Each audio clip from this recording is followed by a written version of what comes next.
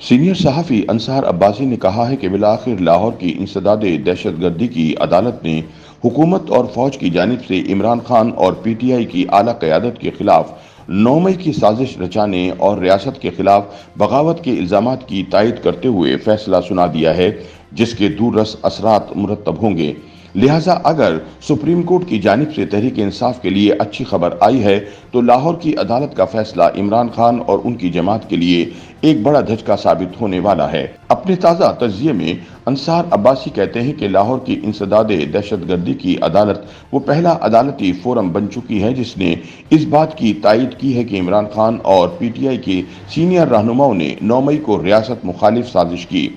9 مئی کے مقدمے میں عمران خان کی ضمانت قبل از گرفتاری کی درخواست مسترد کرتے ہوئے انسداد دہشت گردی عدالت اول لاہور کے جج خالد ارشد نے اس تقاضا کے اس نظریے کی تائید کی کہ عمران خان نے پی ٹی آئی کی سینئر قیادت اور مظاہرین یعنی ملزمان کے ساتھ مل کر مبینہ مجرمانہ سازش تیار کی، اس پر عمل کیا اور ان سب کا مقصد ریاست کے خلاف جنگ چھیڑنا تھا۔ عدالت عمران خان کے اس الزام سے قائل نظر نہیں آئی کہ انہیں سیاسی بنیادوں پر نشانہ بنایا جا رہا ہے۔ اپنے 4 صفحاتی فیصلے میں عدالت نے عمران خان کی ضمانت کی درخواست کو مسترد کرتے ہوئے لکھا کہ درخواست گزار کی جانب سے سرکاری شکایت کنندہ کے خلاف سیاسی انتقام کا نشانہ بنائے جانے کا الزام مبینہ بددیانتی ہے اور کوئی زیرک شخص اس کا قائل نہیں ہو سکتا۔ مظاہرہ کرنے والا ایک پرامن شخص اس وقت دہشت گرد بن جاتا ہے جب وہ مجرمانہ سازش کرے، اسے پھیلائے اور دوسرے ملزمان کے ساتھ مشترکہ مقصد کے تحت دوسرے مسلح افراد کے ساتھ مل کر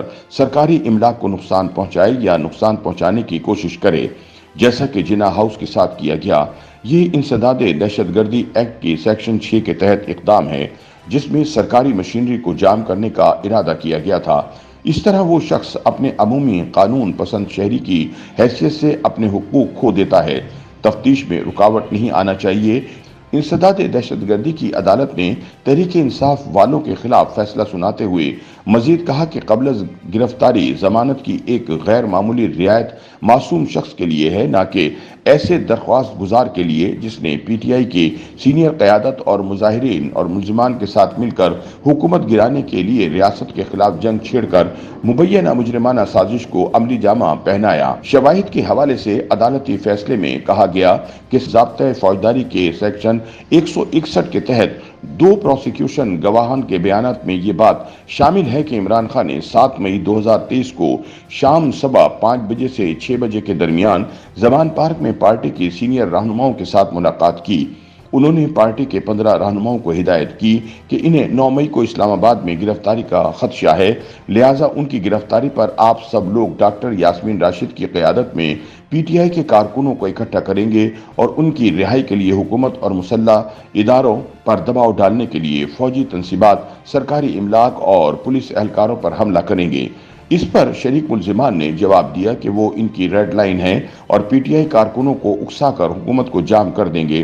اس کے علاوہ عمران خان نے 9 مئی کو اسلام آباد روانگی کے وقت ویڈیو پیغام بھیجا کہ اگر انہیں گرفتار کیا گیا تو ملک کی حالت سری لنکا جیسی ہو جائے گی، اور یہ ویڈیو کلپ اس تقاضا نے ٹرانسکرپٹ کے ساتھ پیش کیا ہے۔ عدالتی فیصلے کے مطابق درخواست گزار عمران خان کا ایک اور ویڈیو کلپ بھی 9 مئی کو social media per P T I کے آفیشیل ٹویٹر اکاؤنٹ کے ذریعے پورا دن نشر کیا گیا تاکہ پی ٹی آئی کے کارکنوں کو احتجاج کے لیے نکلنے پر اکسایا جا سکے اور اس اقدام کو حقیقی آزادی کے لیے حقیقی جہاد قرار دیا۔ در حقیقت درخواست گزار کے خلاف اس تقاضا کا معاملہ یہ ہے کہ انہوں نے مجرمانہ سازش تیار کی جس پر اعلیٰ قیادت نے اتفاق کیا اور جدید آلات کی مدد سے آن لائن مظاہرین اور ملزمان تک پہنچایا، جنہوں نے مبینہ طور پر اکسائے جانے پر حملہ کیا۔ یہ لوگ حکومت کو خوفزدہ کرنے کے ارادے سے ریاست کے خلاف جنگ چھیڑتے ہوئے جناح ہاؤس میں زبردستی داخل ہوئے اور اسے آگ لگا دی۔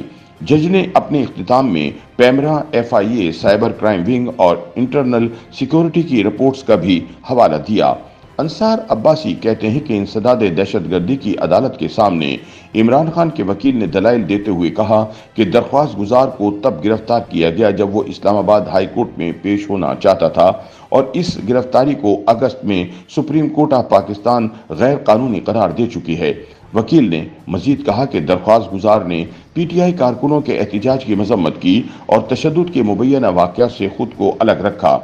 انہوں نے عدالت کو بتایا کہ ان کے خلاف 200 سے زائد جھوٹے مقدمات درج کیے گئے ہیں، انہیں اقتدار کی راہداریوں سے بے دخل کیا گیا تو انہیں سیاسی انتقام کا نشانہ بنایا جا رہا ہے۔ عمران خان کے وکیل نے عدالت کو یہ بھی بتایا کہ استغاثہ کے تینوں گواہان جنہوں نے زمان پارک میں مبینہ سازش کے حوالے سے بات چیت سننے کا دعویٰ کیا ہے، انہوں نے اپنے حکام بالا کے سامنے نہ تو اس کا انکشاف کیا اور نہ ہی کسی کارروائی کا مطالبہ کیا۔